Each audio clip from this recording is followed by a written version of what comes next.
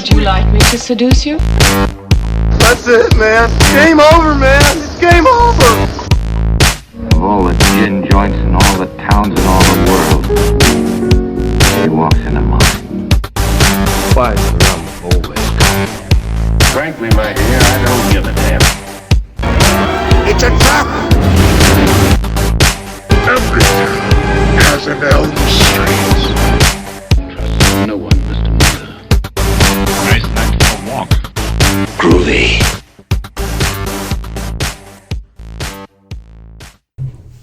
Hey guys, welcome to the Celluloid Fiends podcast. I'm your host, Mo Long. You can follow me at Mitchell C. Long on Twitter and Instagram. You can read my writing on film and a lot more at cupofmo.com. And tonight, as always, I'm joined by my super cool co-host. What's up, Celluloid Fiends? It's Gabriel Orto. If you want to go ahead and go to our Facebook page and give us a like, that'd also be great. And while you're at it, if you haven't already done so, we'd really appreciate it if you went over to the iTunes store or your favorite podcast app and subscribed and left us a review. So tonight we are talking about the 1997 comic book film Spawn. It came out in 97 and it's directed by Mark Dupe and it's based on the Todd McFarlane comic. It had a budget of $40 million and reaped $87 million at the box office. It currently sits at an 18% critic rating and a 36% audience score on Rotten Tomatoes. So there's a bit of a discrepancy there, which I want to dig into later. So the plot follows Al Simmons, a Black Ops soldier working for a covert government agency spearheaded by Jason Wynn. While on assignment to infiltrate a biochemical weapons facility in North Korea, Wynn betrays Simmons, having assassin Jessica Priest kill Simmons. But after he dies, Simmons lands in hell, and he is given the opportunity to become one of the leaders of Hell's army and bring about an Armageddon. And in exchange, he's reunited with his fiancée Wanda Blake. But a lot's changed. When he returns to Earth as Spawn, Wanda is now married to his best friend, and there's a clown-like demon, Violator, who serves as his mentor. So this was a Mo pick. I wanted to watch Pootie Tang. Gabe, I told you, we gotta save the good stuff for later. That's why we're waiting on Pootie Tang.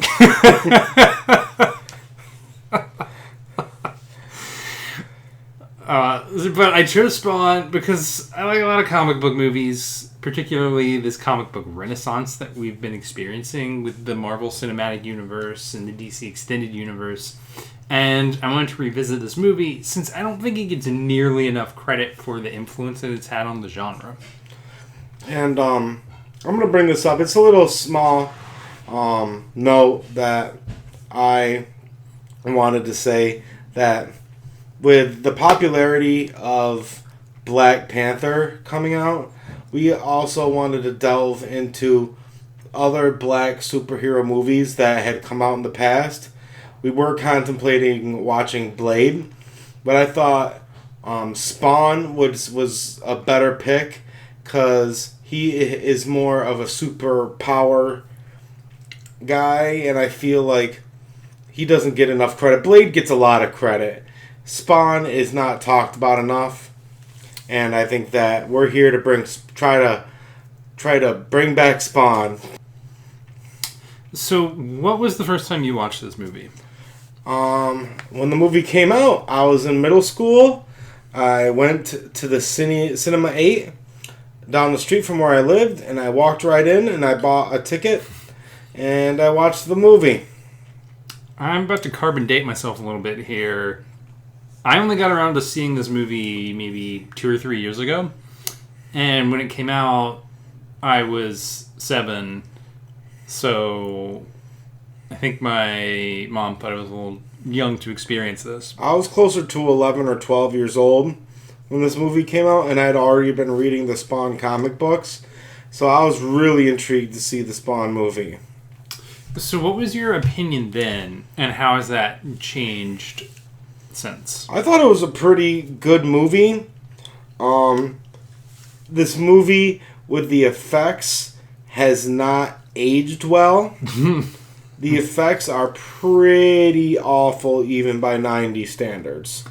But sometimes it kind of lends to the laughter of the whole situation. Like, it can be funny, just looking at some of the effects. It's unintentionally funny, but it's still funny.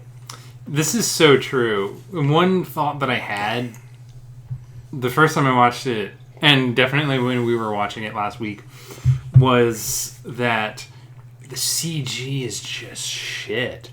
I mean, PlayStation 1 era graphics were better than a lot of the CG that you see in the movie. I thought a lot of the makeup was pretty good, and some of the practical effects The were practical great. effects in this movie are great.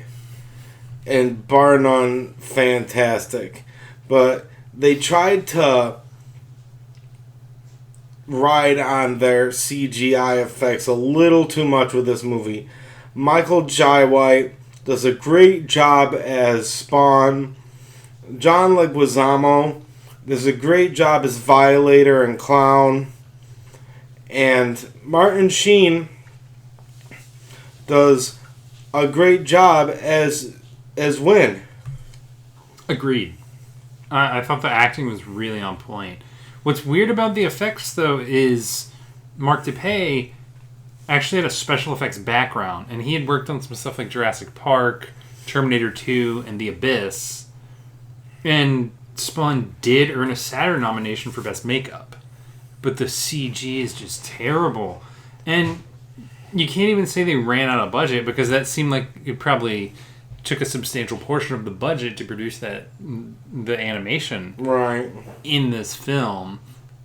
So, yeah, I can't explain that. Because even for the time, it was pretty bad. And there were movies like 2001: A Space Odyssey, Blade Runner, Alien that all had far superior effects. Oh, of course. Even Brainstorm, I thought, had better effects.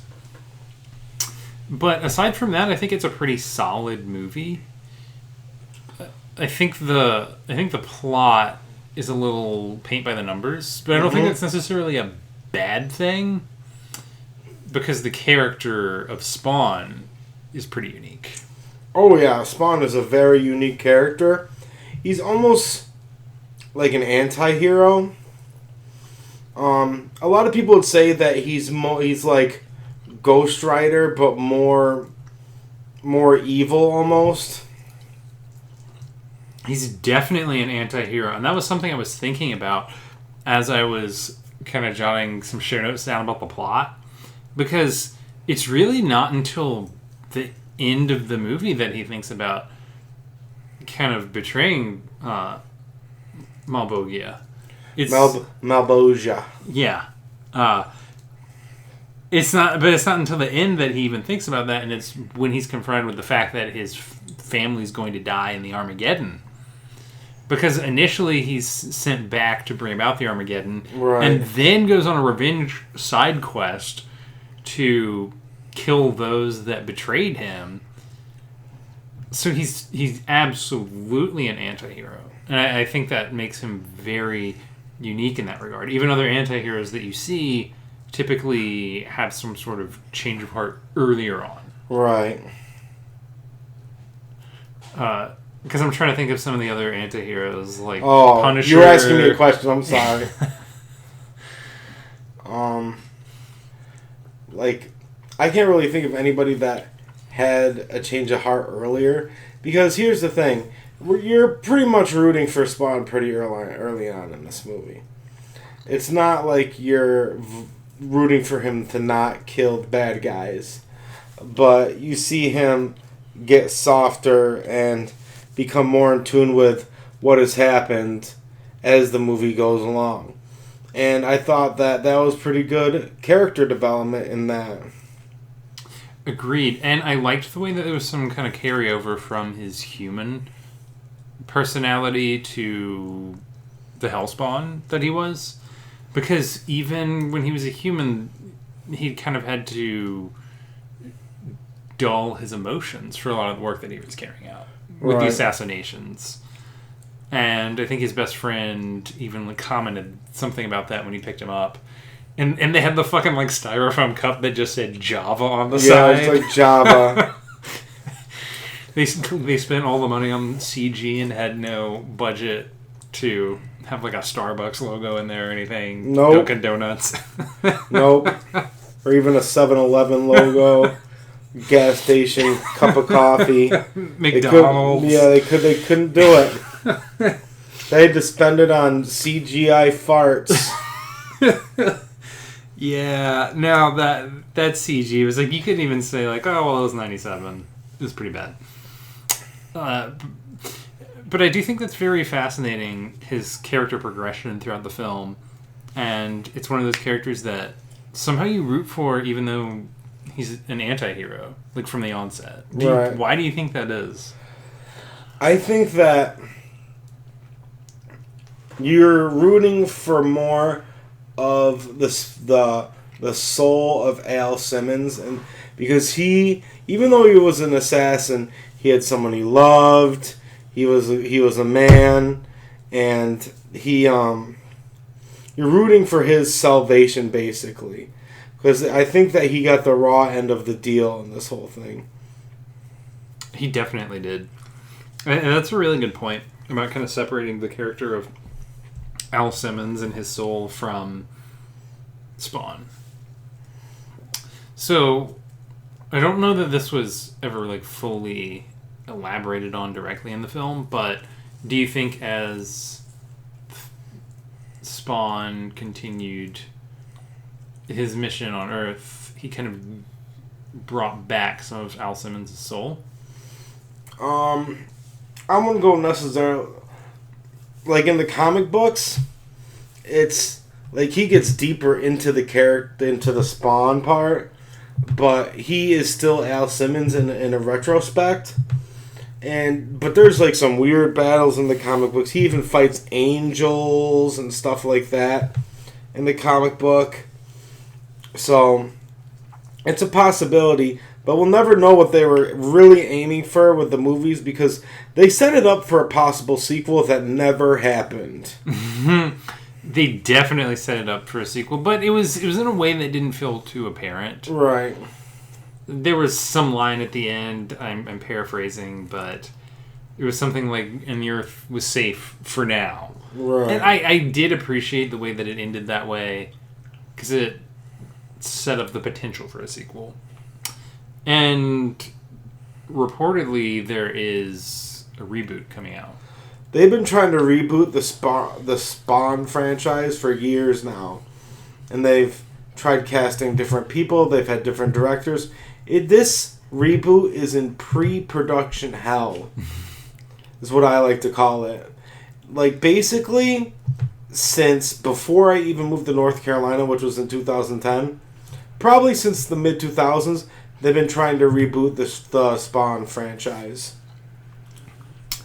I'd be really interested to see this movie in a modernized version. I think that it would at least have the potential to be very successful, because there's been, like we were discussing, this kind of comic book renaissance. So I think there's already a fan base. I think it would just be the execution that would determine Right. how well received it was. I want to dig a little bit more into the comics, because you've read them. Kind of, sort of.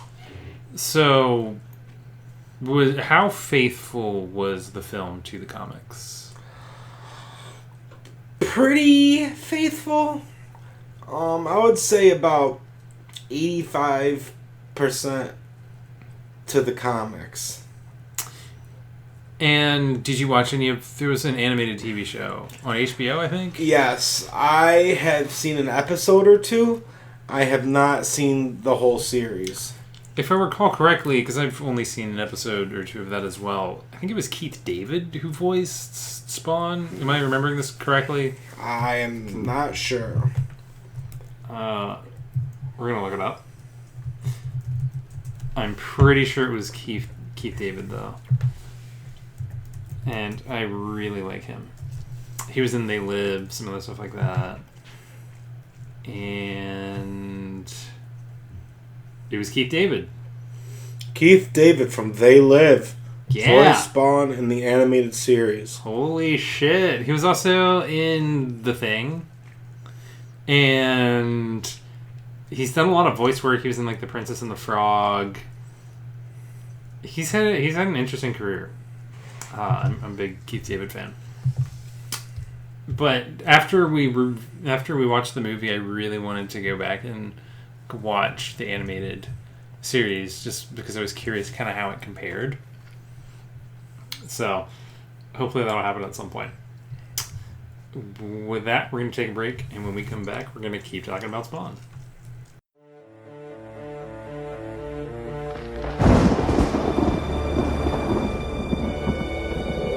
It's time.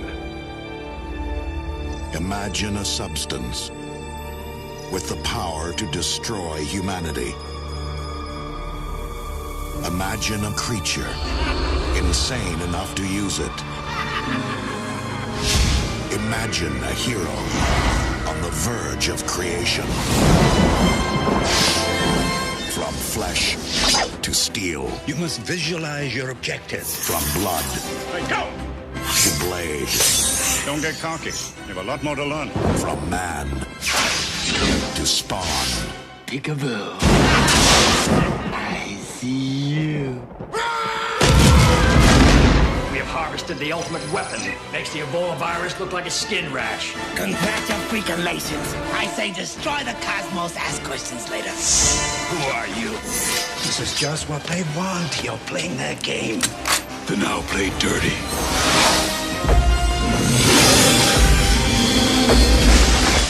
You've been violated, girly man. Use your armor! Now stay sharp. The night is young. This summer, evil has a new enemy. Justice has a new weapon. And the world has a new hero.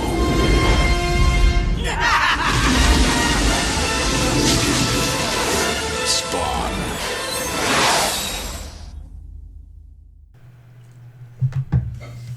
Hey guys, we're back, and we are talking about Spawn. So,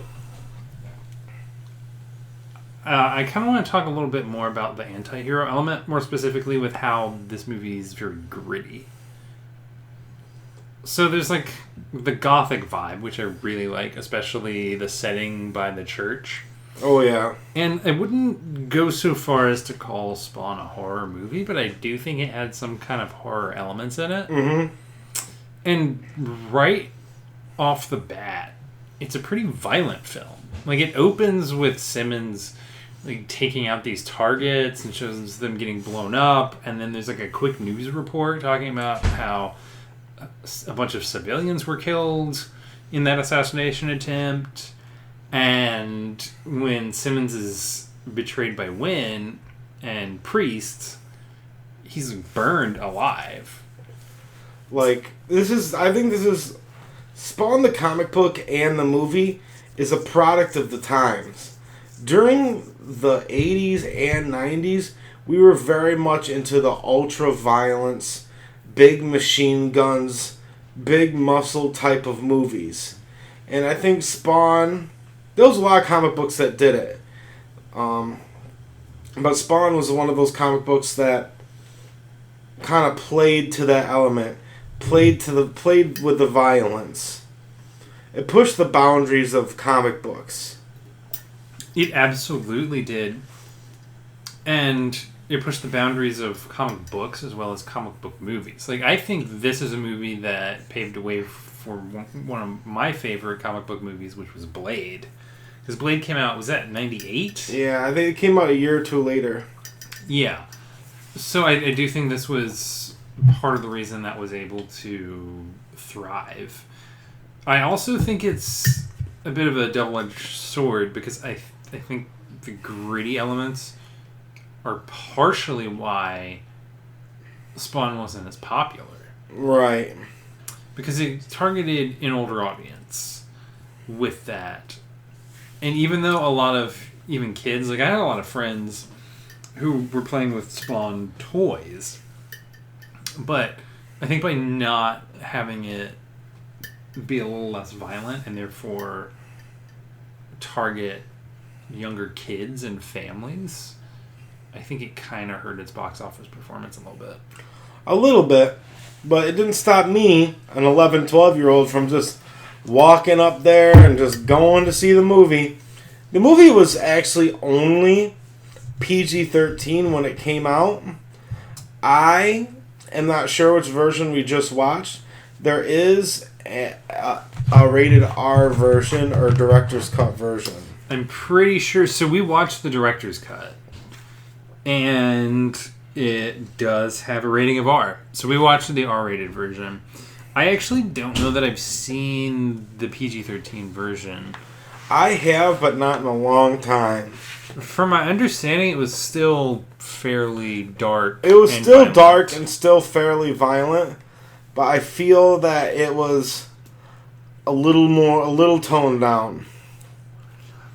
One kind of point of disappointment for me was after Priest gets killed by Spawn, I was hoping that she would come back as like a supervillain and be another Hellspawn. I think that was kind of a missed opportunity, especially like with the name Priest. I was expecting that to be kind of subverted and her to become one of like Satan's army at some point. So why do you think that didn't happen? I think you would be trying to fit too much into the movie. That's fair, because a lot does happen in this movie. There's a good flow to it, though. Right. But there are some parts that I think don't necessarily flow as well. I think one of them was that fight between Clown and Spawn in the alleyway. But that's when you get to see the Violator. Right. That's like his ultimate form. And a lot of fans of Spawn would have been really disappointed if we did not get to see Violator in this movie. And I think that they did a good job with it. I think they did as well. I actually thought the effects there were decent. I just think it was kind of a weird segment, especially with the little kid. I think his name was like Zach. Where did his father go?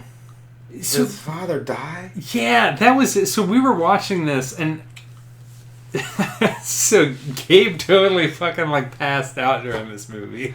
I have seen this movie so many times that I had a long day at work, and I laid down on Mo's couch, and for like the last like 30 minutes, I just passed out.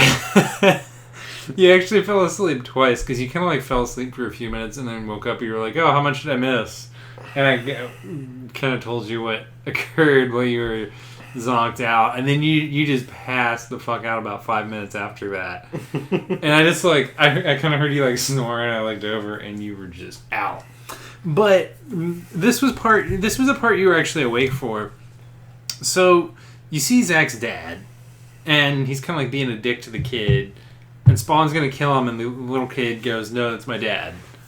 So Spawn spares him. And then there's the fight between Violator and Spawn, and somehow the dad dies? And I don't remember seeing him actually get killed, but then like paramedics show up and they're like carrying him off, and he's dead. And Spawn's just like, sorry about your dad. Yeah, and the kid's just like, whatever, I don't care. And I just thought it was like a weird moment. I wasn't sure if like maybe it's portrayed better in the PG-13 version and the director's cut something out. I don't know. But it was certainly one of those moments where I was like, did I miss something? Did I like sit on the remote? I think it's just kind of a continuity issue, yeah. Yeah. But that's a pretty minor moment. But it was something I was like really confused about. It's just like you see him getting carried off, and then you see Spawn like, sorry about your dad. What? And even more strange than just that reaction is the kid just not giving a flying fuck and just being like, it's okay, Spawn. Like, I'll chill with you and I'll take care of your dog. You're right. And it's also kind of weird that Spawn cares so much about the dog. Oh, Spaz. He fucking loves Spaz. And surprisingly, Spaz makes it through the whole film unscathed. Which is good. I like it when the animal survives. Yeah. The animal is always... in a lot of these movies that we watch, the animal always seems to be the easy target. The animal dies, somebody kills the animal. Sometimes it's nice to see the animal make it through the whole film.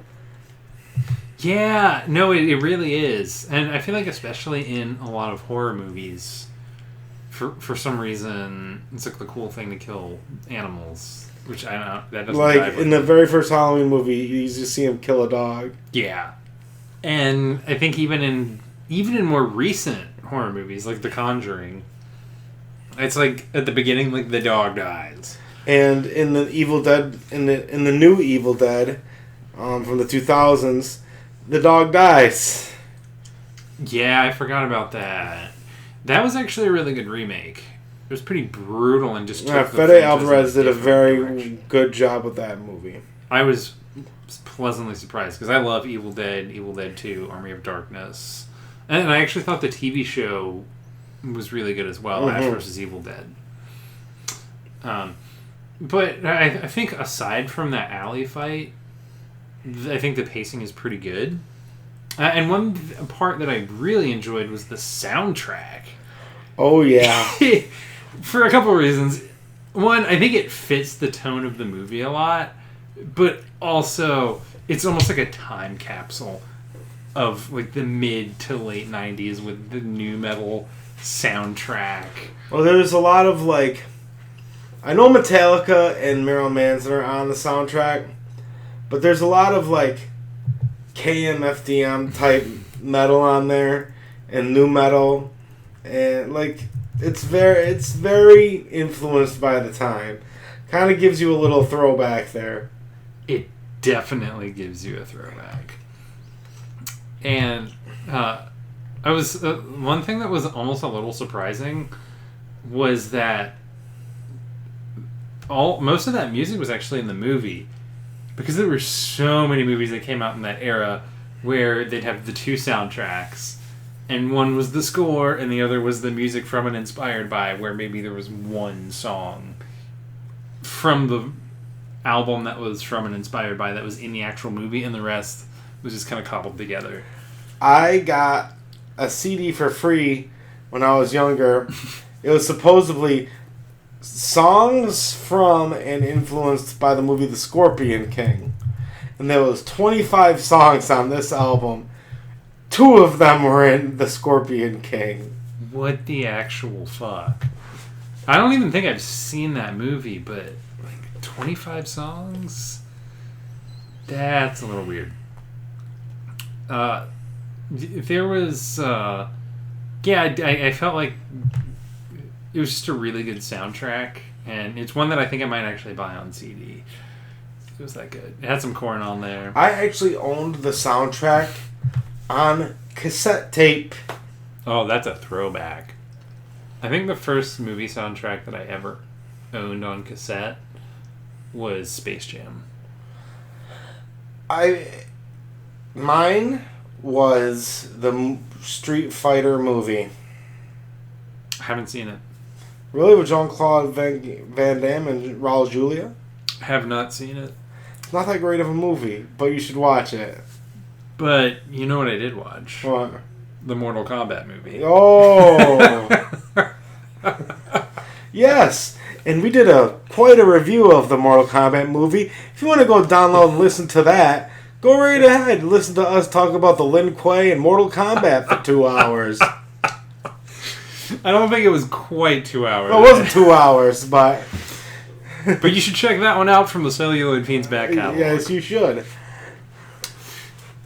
So I mentioned earlier that there were, of course, talks about a sequel, and there were talks about a reboot. So let's do a little bit of fantasy casting. Who do you think would play a good Spawn? Ooh, that's a tough question. I'm gonna throw this out there. Idris Elba. That is a great choice. I could absolutely see him as a good Spawn because he tends to play kind of anti-heroes and conflicted characters well. Like, I think Luther is a great example of that. And I also am thinking of the Gunslinger from The Dark Tower, which the movie itself was a pretty poor adaptation, but it just did a great job in that. I think that's a very good choice. My first instinct was Wesley Snipes, but I think I'm kind of going off of Blade a little bit because he had that starring role in a film where Blade is a little bit of an anti-hero. Yeah. And that's also a gritty film, so I think it has similarities in kind of the style of the film as well as the protagonists. But that's kind of the obvious answer. So I'm going to also throw out Lawrence Fishburne. I think he would have done a good job because he can play kind of that badass character very well. And specifically, I'm thinking of his performance in a very different movie, but Event Horizon as the captain. And also, Lawrence Fishburne's one of those actors that doesn't seem to take himself like too seriously. And I think to play a character like Spawn, you gotta be an actor like that. Yeah, you can't try to be a character actor. What about Win? Who do you think would be a good Win?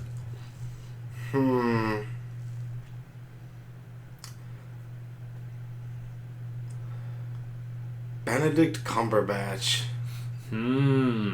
Okay. Cumberbatch! That is a very fascinating choice. Okay, why Benedict? He has such a wide range. And I think he could bring a larger spectrum to that character. I think it's a surprising answer, but I see that working. I could see that working really well. You know who I think would have been a good priest? Who? Catherine O'Hara. I could agree with that. Yeah. I think she would have kind of put a nice flair to priests. Who's actually a character I wish were in the film more, because it almost seemed like she was going to be more prominent. And I would have liked to know her backstory, and also I think she would have made a great like Hellspawn. Do you have anyone for clown? This is a tough one. This is really tough because John Leguizamo did such a good job with this character. And I have to think of someone to take his place. I can tell you who I think would be a good one. Who? Benicio del Toro. Yeah, I could see it. I could definitely see it. Because he's one of those actors that just has a very wide range. And I think he could have played this character well. He tends to be very quirky characters. And I think he would have been a good clown. I just still can't... Other than him, I can't really think of anybody to take John Leguizamo's place. If I was to reshoot this movie tomorrow, I would call John Leguizamo. And if this movie were remade, do you think it would be more successful? And if so, do you think there would be any changes implemented to make it more successful? I think they may... I think that it would become more successful because we're starting to see the age of comic book movies where people are starting to grow up and we're making more rated R comic book movies. Deadpool and Logan specifically. Right. But I think that for Spawn to become successful, we need to be a little bit more lighthearted with the comedy. Agreed. I think that's a great point. And particularly what you said about the rated R comic book movies.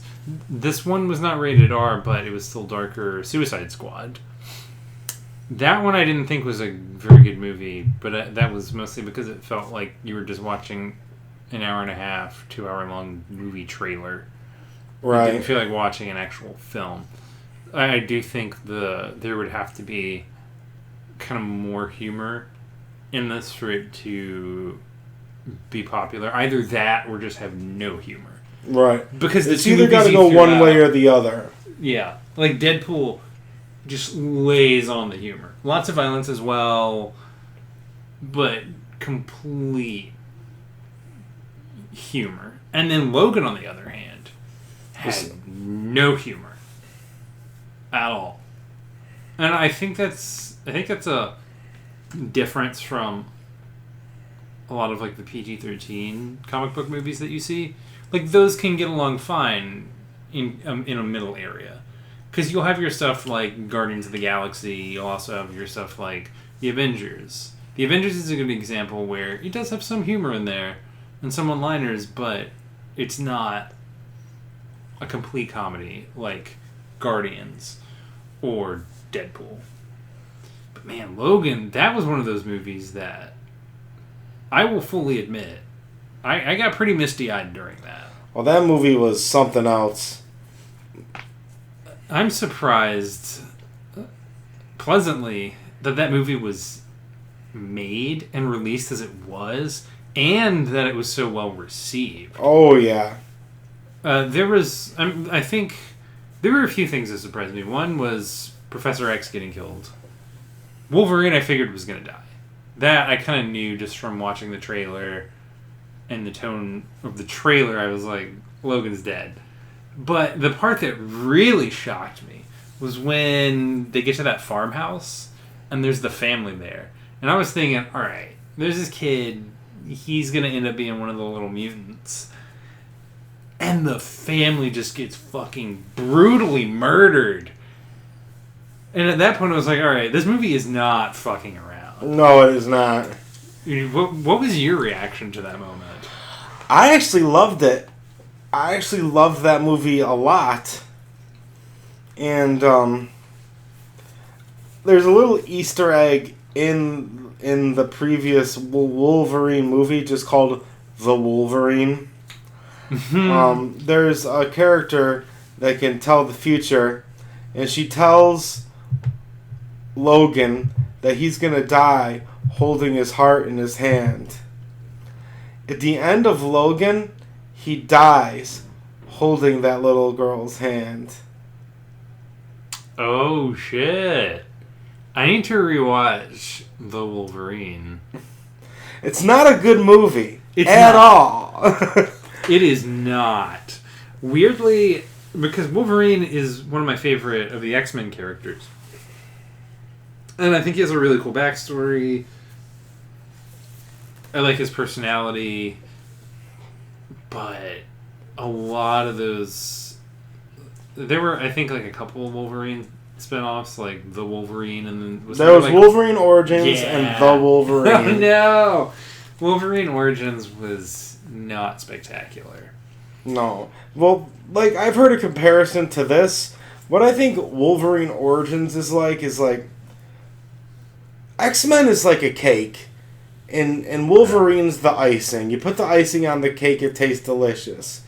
But if you just have Wolverine Origins, you're just going to be eating a tub full of icing, and that doesn't taste that good. That's a good comparison. But then Logan worked out very well. Yes, because I think that they brought the character to a different level. Agreed. And I think the more mature tone of that film helped it to kind of differentiate itself. And I think it also worked with that character because he does have a very troubled backstory. Right. And his abrasive personality is largely influenced by a lot of the trauma that he'd experienced earlier in life. So, are there any comic book characters that haven't been adapted in a film, or it's been a while since they were in a film, that you'd like to see in kind of a more mature film? I'm trying to think. Carnage. Okay.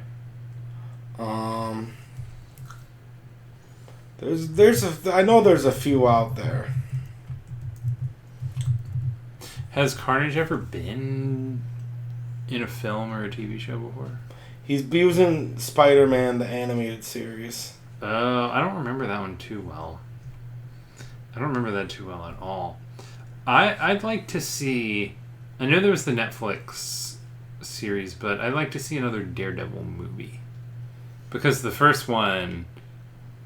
It was epically bad. That was that was Ben Affleck, wasn't it? Yes, that was Ben Affleck. Oh, did they not learn from Pearl Harbor that Ben Affleck cannot fucking act?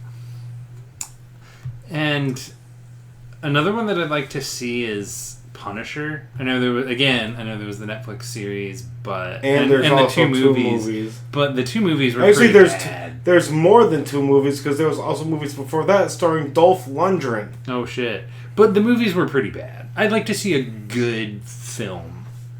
Like self-contained, hour and a half, 2 hour film with the Punisher. And I also would like to see Catwoman in a film. I think Selena Kyle's a really neat character. We tried this already. It didn't work. No, it did not. Yeah. I think that it could see a new iteration that might work pretty well. I would like to see a Nightwing movie. Fin Fang Foom. I think that would work well. I think that would be a good one. I'd watch it. So with that, we're going to take a break, and when we come back, we're going to keep talking about Spawn. Simmons.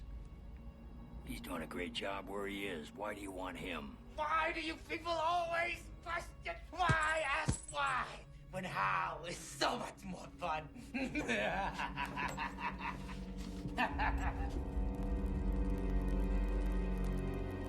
I've been looking everywhere for you.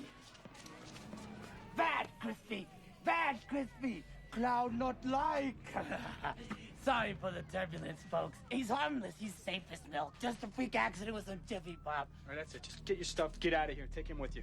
Oh, what an adorable little girl. Oh, look at her. Can I keep her? Hey. Oh, of course not. No pets allowed. Dumb noses in this lousy party hat. I don't mind being short, fat, and ugly, but the pay sucks.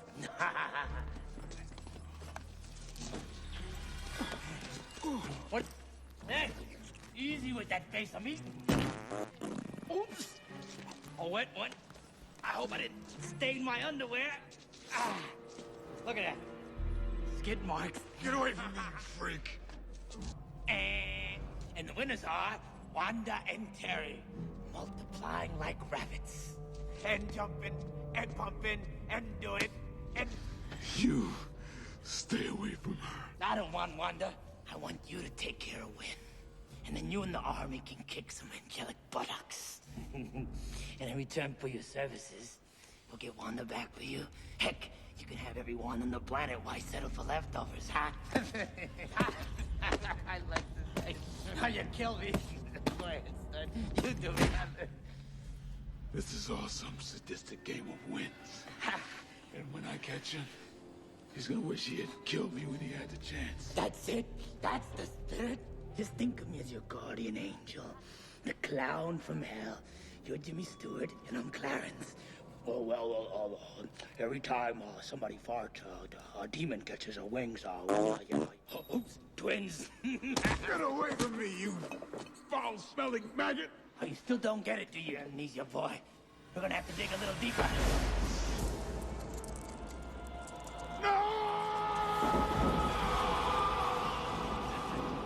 Oh, come on, you scream like a girl. Do it like this.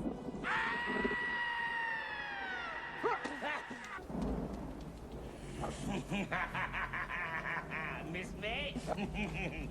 Here's Clowny. So, it was you who told Win to kill me. Guilty as charged. Before I blow your fat circus ass away, I want to know why you picked me to lead your war.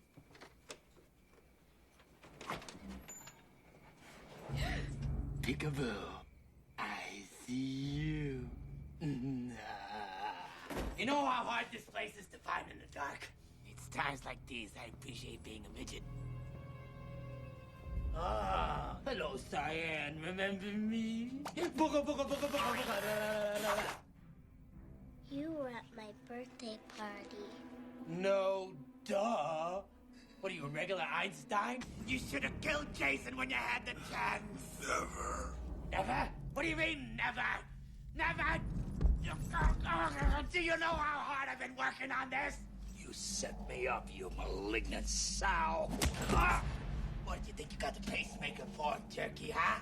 You perfect attendance record, you food-sucking dipstick. I was counting on Spawn killing you, then you would get his soul and kickstart the apocalypse now.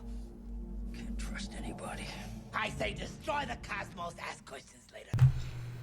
Hey guys, we're back and we are talking about the 1997 film Spawn. We've brought up a number of comic book movies. What are your top 5 favorite comic book movies? Oh man. I can't really give an order, but Watchmen. That's a good choice. I would have to say Captain America, Winter Soldier, Sin City. Another good one. These are tough one. Those are actually 3 really good ones. Yeah, those are 3 really good ones.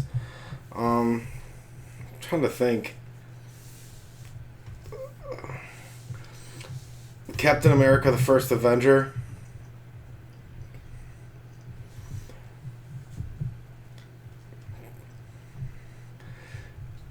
And I would have to say Deadpool. That was a very solid list. And actually all of those were some of my favorites as well. My top 5, though, no particular order, but Captain America and the First Avenger, Blade 2, Black Panther, Mask of the Phantasm, and Does that count? Snowpiercer. Because that's an animated movie. The animated ones count. I never said live action. If animated ones count, then Flashpoint. Okay. Yeah, no, animated definitely count. I mean, I guess we could have probably done like 2 lists, like animated and live action, because there's just so many. But a few others that I loved. I loved Winter Soldier. I was glad you had that and First Avenger on your list. Winter Soldier, I think, was recognized for its brilliance, because it was a comic book movie, but it was basically a political thriller. I don't understand why First Avenger gets so overlooked, though. I think it's probably the most underappreciated movie in the MCU. Oh, yeah. And it's one of the more underappreciated comic book movies. So I think just like Spawn, it doesn't get the credit that it deserves. Because it was a period piece. It was. And I really enjoyed that aspect of it. And like the deco styling. So that's one of my faves, and I'm glad it made your lists. I also liked Men in Black. I think people kind of forget it was based on a comic book. Can I add one more? Oh, go for it. Kingsman, The Secret Service. Yes! I was about to say that was another one of my favorites because it was very unique. I can't think of another one like it. And I didn't realize going in that it was based on a comic book. And after watching it, I came away thinking, wow, that felt like a graphic novel. And then I ended up looking it up later on and realized that it What happened with Kingsman, The Secret Service, is they tried pitching it as a movie and no one would pick it up. And then they made the graphic novel. And then it got picked up after the graphic novel came out. That is strange. I'm curious why it wasn't picked up as a movie before. Because it seems like it would have worked even had there not been the graphic novel inspiration.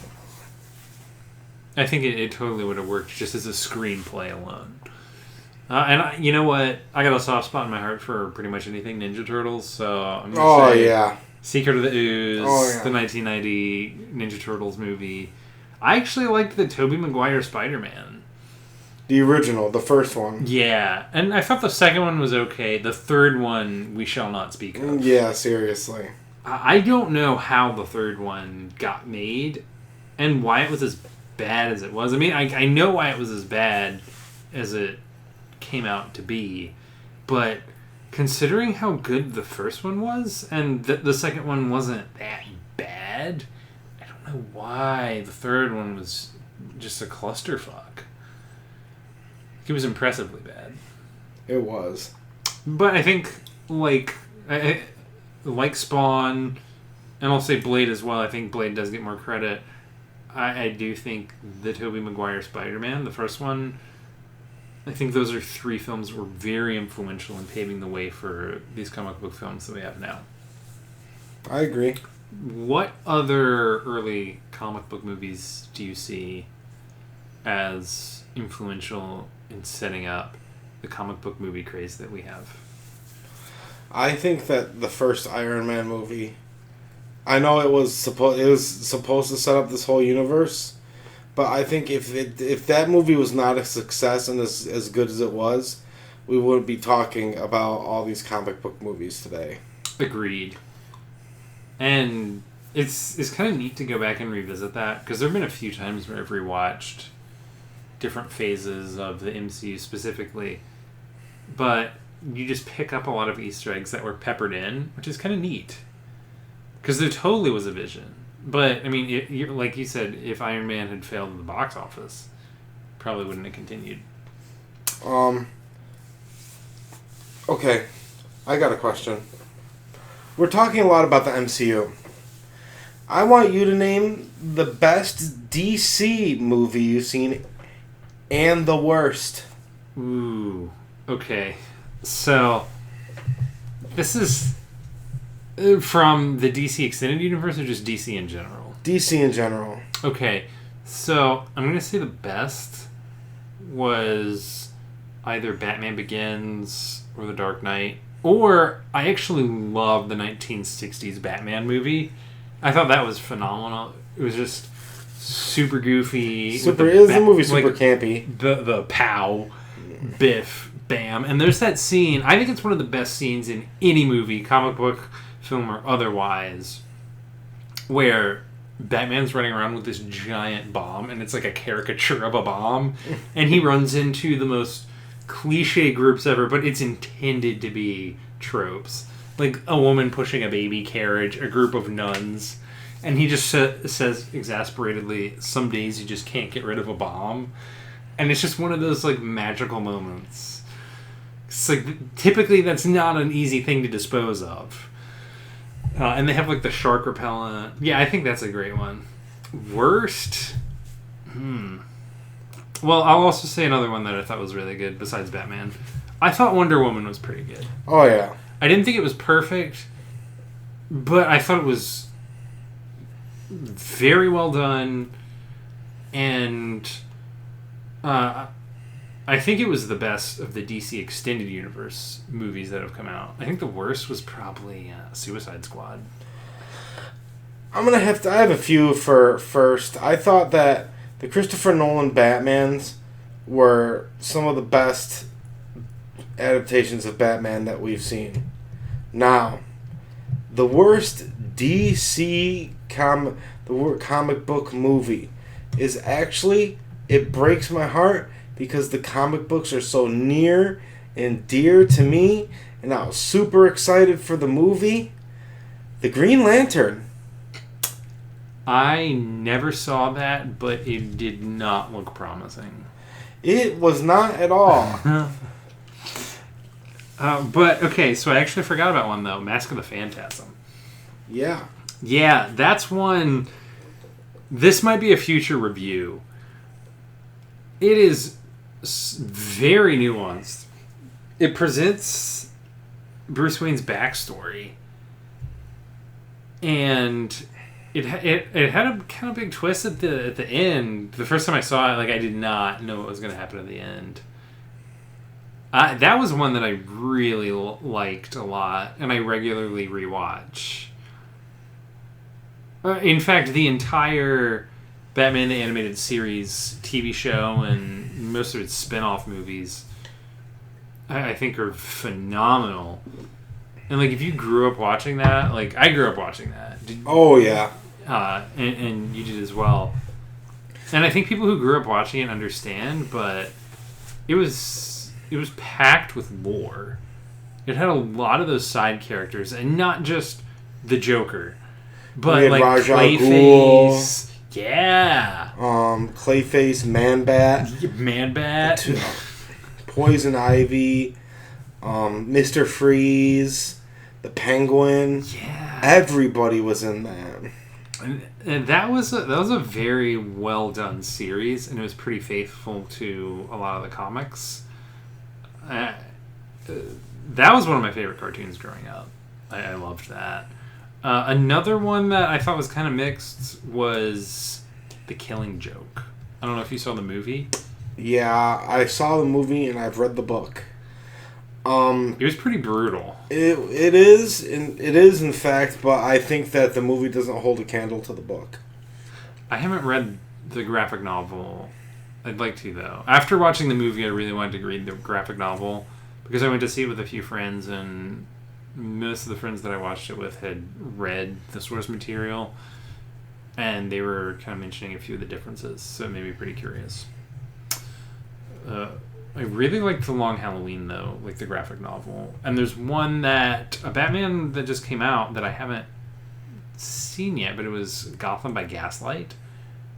And I've heard of it. I haven't seen it yet. it seemed to have kind of a retro futurist vibe to it, so I kind of wanted to watch that one.